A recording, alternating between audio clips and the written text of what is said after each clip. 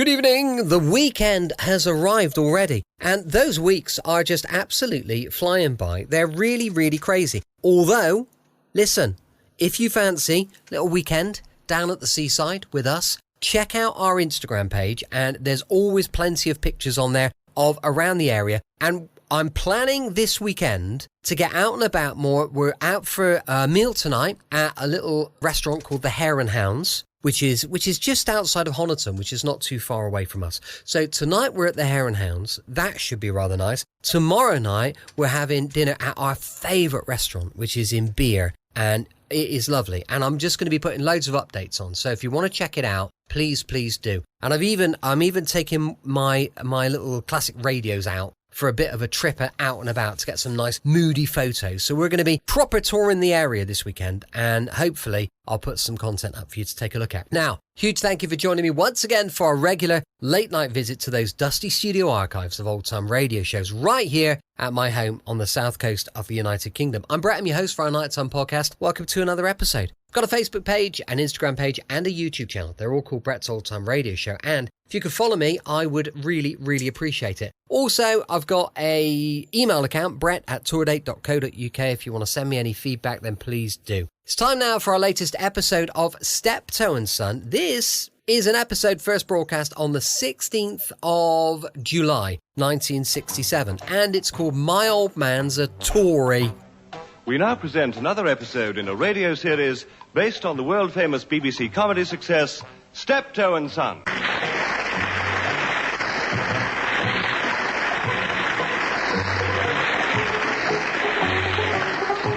With Harry H. Corbett as Harold. All right, I can see ya. You frighten my horse and you get my wheels right along the side of your rolls, mate. You want to do a day's work. What do you expect me to do? Doff me hat and curtsy? You off to the golf course, are you? You're a bit late. It's 2:30. Have you had a hard day? Parasite. Then somebody do all the work and copying all the profits. Just like my old man. Another rotten Tory.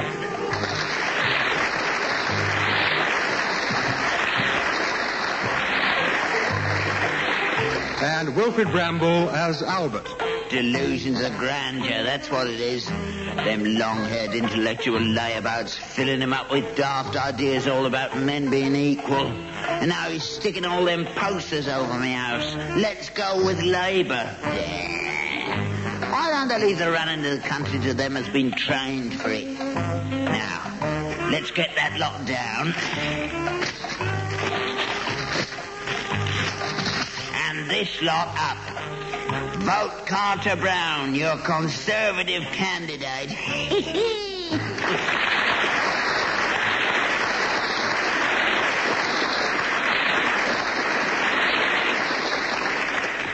And this week, my old man's a Tory.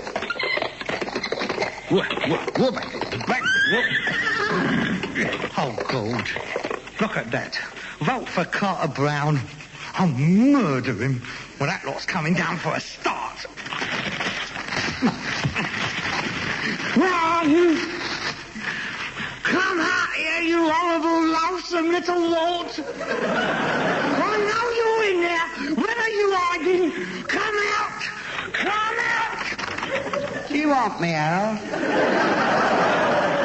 What have you done with my Vote Labour posters? I've torn them down and torn them up and hung them up in the carsey. Did you leave my posters alone? I'll bash your head in with this golf club. Come here. Come here. That's it. Go on. Use violence. Typical. That suits you, that does. That's the picture they ought to see. The local commissar club in hand, canvassing for votes. That's better. You're quite right. I'm sorry. I don't need cudgels to back up my beliefs. I shall be able to demolish any one of your arguments by sheer intellectualism. That'll be the day. I have a built-in advantage over you. Because, you see, whereas my beliefs is sincerely held, the result of years of observation, deep thought and rationalisation, your particular brand of squalid, nasty, antisocial opinion are directly attributable to a basic desire to get right up my shonker. Yeah, get stuff. Oh, hello. Here's the public school coming out at him again. Don't you try to tell me why I think the way I do. I've been a Tory ever since I left school. When you was 8, wasn't it? They used to poke you up the chimneys, didn't they? No, they didn't. And I didn't leave school until I was 10. Compulsory education to the age of 10? Oh, the mind boggles. Oh, Father, I really fail to understand why you chose this profession. I mean, surely with an education like that you've got behind you, it was a toss-up between the church, the army, or the foreign office. I mean, just think, you might have been Britain's ambassador at the United Nations. We'd have been at war with a lot of them by now. You lot make me sick. You want it all on a plate, don't you? You don't want to work. You want the government to do it all for you. Oh, you ain't done so bad out of us. You wouldn't have had a set of choppers if it hadn't been for my party. I'd still be cutting up your food for you. Oh, look at the stuff you've had for nothing. Since 1948, blood, hair, teeth, glasses, bones, and a backside full of drugs. Oh, blimey, you would have been dead years ago if it hadn't been for us. That is the only thing I've got against the Labour Party, that is. Well, I can't understand people like you. You ain't got two halfpennies to rub together and it goes around shouting, hands off the stock exchange. Well, I'll tell you, if you help to put them in our council, you'll want your brains tested. 5 minutes after they finish counting the votes, the rates will be put up. You mark my words. Oh, well, if that is the level that the argument is going to descend to, I'm afraid I cannot be bothered.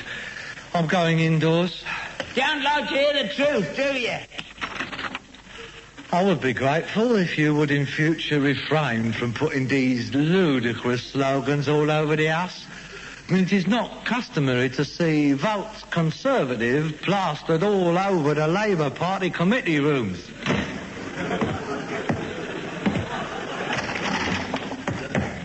What did you say? You heard.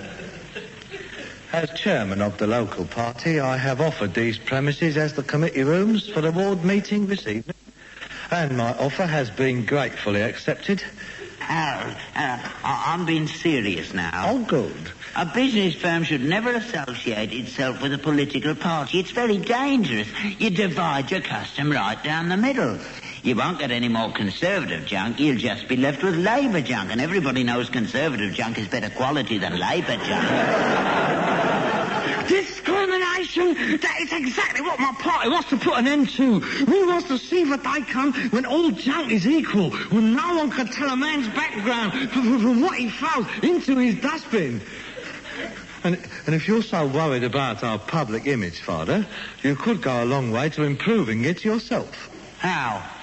By abluting yourself occasionally. Eh? Abluting yourself.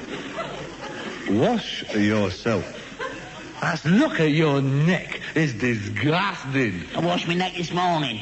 Well, take your muffler off next time. And don't just loosen it and move it up and down. I mean, Teddy wouldn't like that, would he? He washes himself. Now, run along. I've got a lot to do, and I ain't got much time to do it in.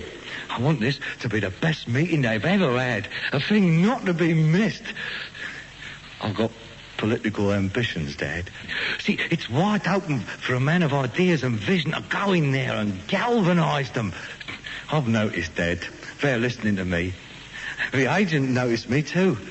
Oh, he was very impressed when I expounded my thoughts about Kashmir. Well, Gordon Bennett, you should know something about it. We've been collecting it for years. I'm not talking about the pullovers. I'm talking about the country. Oh, of course, you know it all, don't you? Everybody's an idiot except you, aren't they? I've been listening to you for years. Chat, chat, chat, chat. Never done anything, just chat. 38 years sitting on your backside moaning. That's all you've ever done. I've been biding my time. Fame achieved before 40 is often a transitory thing. I mean, look at General de Gaulle. He didn't push himself, he just waited, as I have waited, sitting in his uniform at Columbia des Deux Excellences. So one day he received a call and he was off. There's a bit of a difference between General de Gaulle and Corporal Steptoe. Hitler was only a corporal and Napoleon. Corporals may get on abroad, mate, but they don't get on in this country. And why not? Because we is riddled with class distinctions. I've been fighting against them all of my life. Why shouldn't a rag and bone men rise to the highest office in the land? Well, if this country goes on the way it's been going, we'll all be rag and bone men. When are you going to make this bid for power? Oh, well, I mean, it's all got to be done gradually, hasn't it?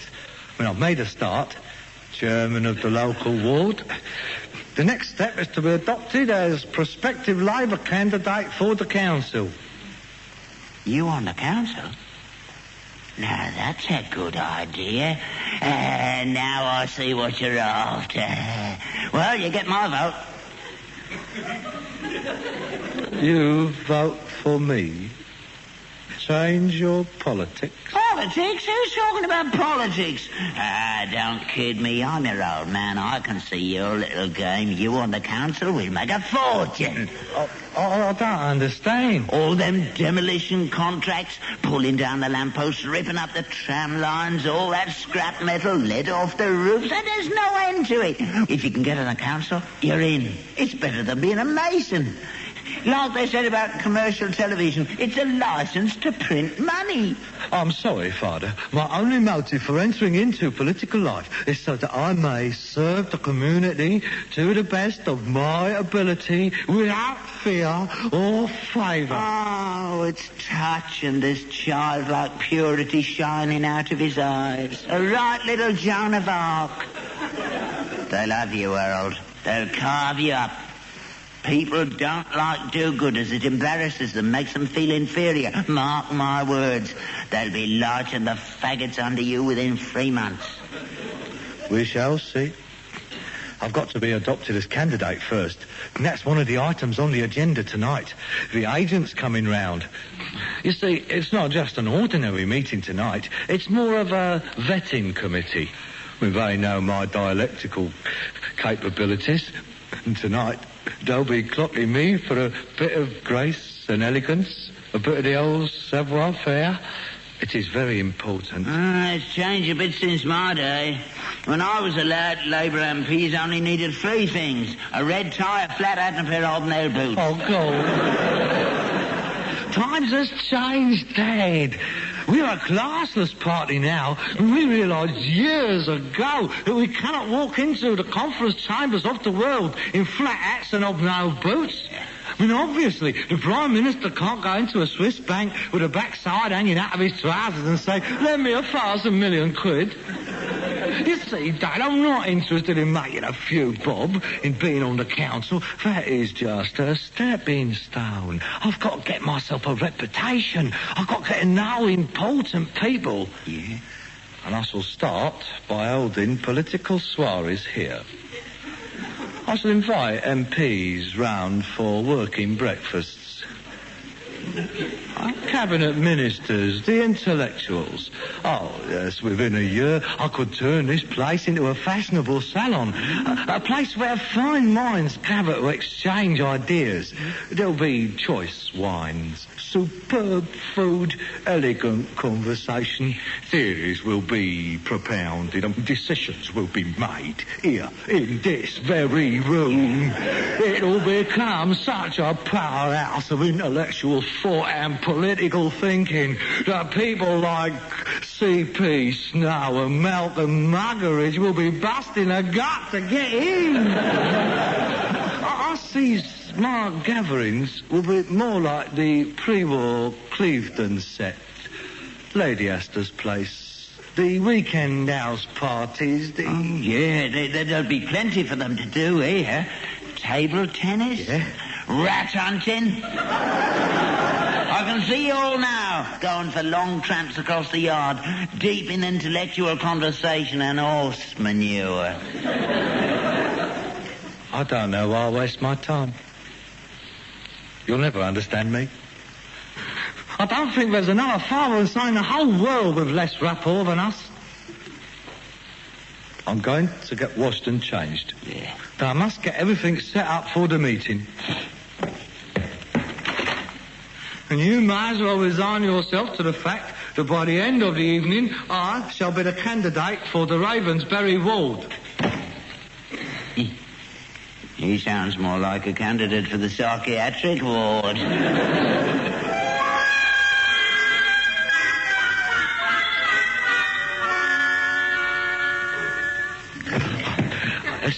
I think that's it. Yes. 8 chairs should be plenty. Ashtrays, oh yes. And the buffet. The sandwiches. Sausages on sticks. Vol au vent. Biscuits with pilchards on.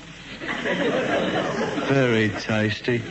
Nothing expensive, but in good taste. Oh, Dad.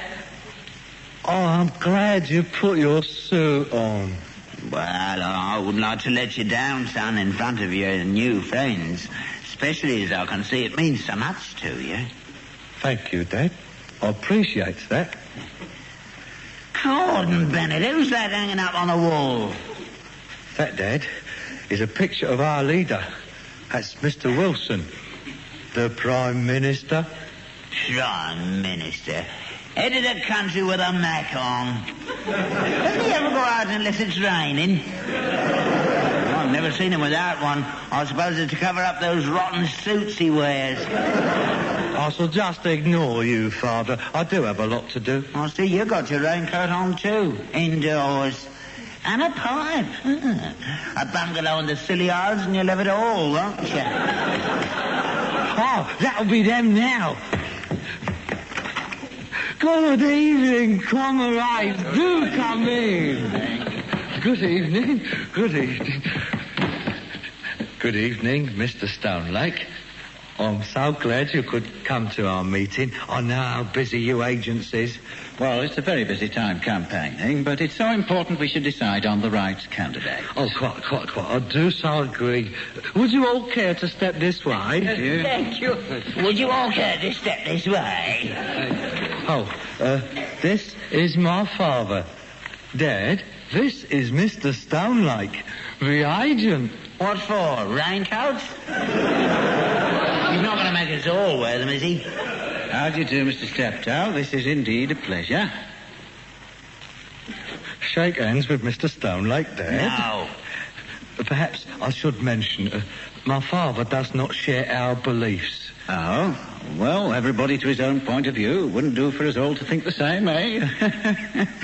I may not agree with what you say, but I will defend with my life your right to say it, eh? What? Oh, yes, I respect everybody's point of view. Why, some of my best friends are Tories. Yes, well, shall we begin? Would you care for some refreshment before we begin, comrades? I don't think so, Mr. Steptoe. I think we really should get on. Afterwards, perhaps, if that's all right with everybody. Yes, I think we ought to get on with the business of the meeting. Oh, yes, of course. If you would care to take your seats. Thank you, Mr. Dean. Hugo, yeah, that's it. Is your father staying? Yes. Well, he won't go out. Oh, dear, most awkward. I really think you ought to have told us, Mr. Steptoe. I'm terribly sorry, but I'm sure he won't interfere. He's not really politically minded, being a Conservative. But he's not actually a member of the party. In fact, the last time he voted, it was for Baldwin. Well, we'll see how it goes. Carry on. You just conduct the meeting as you would normally. I'll just sit here and observe, so to speak. Good evening, comrades. I declare this meeting open. And the first item on the agenda is the reading of the minutes of the last meeting. Do you have the minute book, Miss Frobisher, please? Yes, of course. Comrade. Hello. You're all right there, Harold.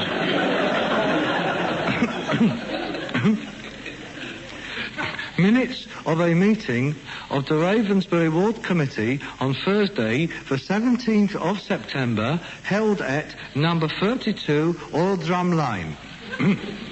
Those present: Harold Steptoe, Chairman, Miss Karen Frobisher, Treasurer, and Mr. Arthur Biggs. Was that all? Just 3? Yes. Well, we usually has more, but, well, there was that tummy trouble going around, if you remember, and then again... Queen's Park Rangers were at home. Queen's Park Rangers? Well, had nothing to do with it. They lost, too. Shut up. Will you please keep quiet? Well, to be perfectly frank, I mean, this isn't a very active ward at the best of times. There is a lot of political apathy, and it is one of my aims as chairman to reverse this trend and make it a truly dynamic ward. I will extemporise on my plans later. If anybody can do it, I'm sure Harold... I mean, Comrade Steptoe can. Thank you, Comrade Frobisher. I see. Carry on. Item 1. The minutes of the previous meeting was read and confirmed as a true record and duly signed. Item 2. Resolution. Revolution? Resolution. Oh, I thought you were getting the bombs out. Would you like to read a book or watch television or something? No, I'm all right. This is much funnier. Oh, you carry on. Mr. Harold Steptoe put forward the following resolution. The Ravensbury Ward Labour Party of the Shepherd's Bush constituency deplores the current situation existing in South Vietnam and calls upon the United States government and the Viet Cong to cease hostilities immediately, to withdraw all foreign troops from South Vietnamese soil, and to hold free elections under the supervision of the United Nations as agreed at the Geneva Convention in 1952. The resolution was seconded by Miss Karen Frobisher and was passed unanimously. Copies of the resolution were sent to Mr. Harold Wilson in London, President Johnson in Washington, Mr. Kozygin in Moscow, Ho Chi Minh in Hanoi, Mao Zedong in Peking, and Yu Than at the United Nations. As yet, we have not received any replies. The typing of the resolution was kindly undertaken by Miss Frobisher during the lunch hour at her place of employment, Brodie's Betting Shop in the High Street. The meeting was terminated at 9:05. May I have a proposal that I should sign these minutes as a true record? Proposed. Seconded. All in favour? Aye. Mr. Chairman? The chair acknowledges Mr. Stonelake. From the floor. Thank you. As the official representative of the Labour Party executive at this meeting, I am bound to say that I feel you acted rather hastily in sending this resolution to the world leaders. Official party policy on South Vietnam is quite clear, and any independent declaration such as this can only serve to embarrass Her Majesty's government. I feel I must point out that the resolution clearly reflected the mood of that meeting. All 3 of you? Yes. I see. Carry on. Item 2 on the agenda. A report on the recent canvass undertaken in this ward. I call upon the ward secretary, Miss Bromley. Mr. Chairman, I am pleased to inform the meeting that the canvass returns are most encouraging. In Khartoum Avenue alone, there has been a 28% swing to Labour since the last canvass. That is most encouraging! A 28% swing! Why, if that trend was maintained throughout the country in a general election, we'd get in by over 680 seats! That is remarkable! Very remarkable. There are only 620 seats to be contested. Oh, yes. 620. Carry on. Well, I think we must agree that these results from Khartoum Avenue do reflect the effectiveness of our campaign in the ward. I mean, After all, a 28% swing. Yes. As a matter of interest, I have the Conservative canvass figures here. Here we are, Khartoum Avenue, a 27% swing to the Conservatives, and the Liberals report a 29.5 swing to them, and even the moral rearmament candidate is looking to 20% of the vote. That's impossible. I mean, our figures is correct. I went round canvassing myself. What night did you go round? Monday. Oh, there you are then, Z cars. They'll say yes to anybody while that's on. Get rid of them. That's not true. I'm afraid your father is quite right. Experience will teach you not to base everything on your canvass returns. Carry on. Item 3 on the agenda. The adoption of a candidate for the forthcoming council elections. May I have your nominations, please? I nominate our chairman, Harold Steptoe. I don't think we could choose a better man. His charm, his personality, his integrity, his keenness and ability are beyond question. Get in, Harold. It's your birthday. Do you mind? I nominate Harold Steptoe. I second that. Well, I do appreciate your confidence in me, comrade, and I would be very happy to accept the nomination. I nominate Dr. Jeremy Stewart. Furthermore, I do assure you that if I'm elected to the council, I will do my utmost... Pardon? I nominate Dr. Jeremy Stewart. Who's he? He is the official constituency choice. But I was given to understand that my adoption was only a formality. I mean, I've been working on my campaign. I am sorry, Mr. Steptoe. The constituency party have reluctantly decided that they cannot endorse your candidature. Why not? Yes, why not? Harold is the ideal candidate for this ward. He's lived here all his life. He's grown up in it. He knows everybody. He's part of it. Exactly. That is the trouble. How can I put this?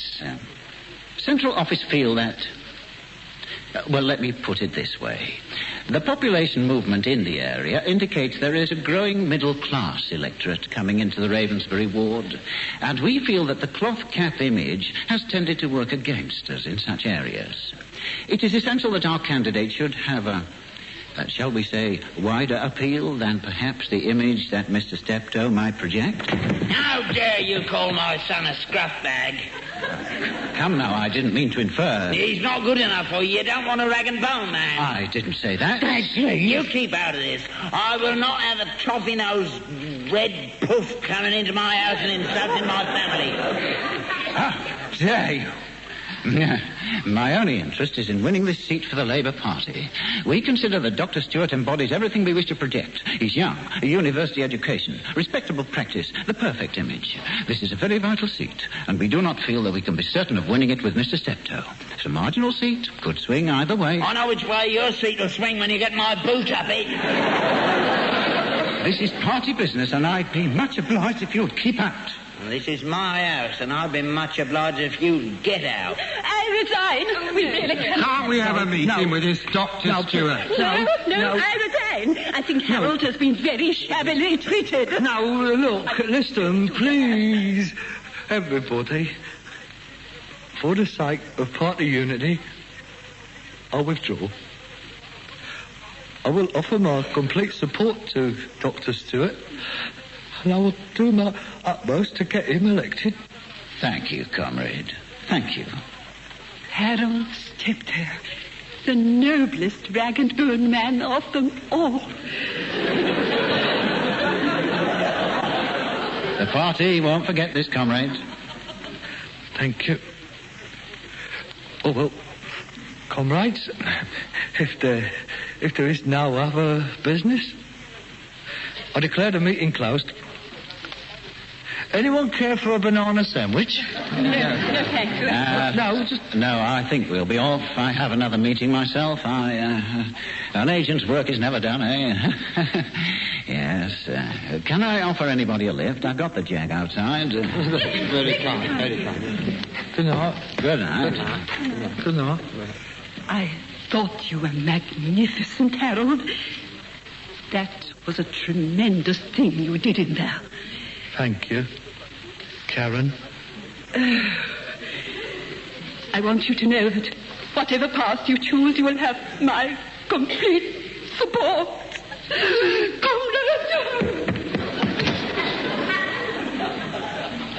Well, what price party politics now? What do you mean? You soon got the old heave-ho, didn't you? So much for we're all equal, only some is more equal than others. Disillusioned, are you? No, of course not. No, it was a majority decision at head office, and we must abide by it. Abide by my... No, you don't understand, do you? It's not just a party, Dad. It's a way of life. Oh, politically naive you are. Me? What about you? Look at him on the wall, all there, smug and snug in his raincoat. He was against the bomb when Gatesker was in, now he's all for it. We can't walk naked into the conference chambers of the world. And why did you cancel the TSR2? You cancelled it for we did, for 2 years, then you brought it back again, out of date. And what about the Blue Street? But what about the Blue Street? Yeah, but what about it? Why don't you get your facts right, mate? Well, hey, what about this? Leaving up my friend.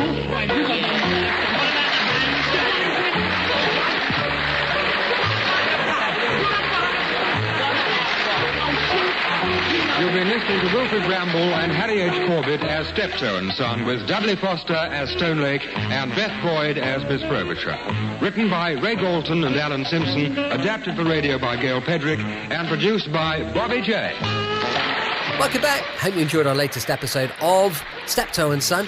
Don't forget, we'll be back tomorrow with yours truly, Johnny Dollar, going live at 5 p.m. GMT. You can email me on brett@tourdate.co.uk. I'd love to know your thoughts on the show. Also, please don't forget, check out our Patreon page, which is our supporter page, patreon.com/Brett's Old Time Radio Show. Thanks for listening. I'll be with you 7 days a week, each and every week, and I'll see you next time on Brett's Old Time Radio Show. Love you. Bye.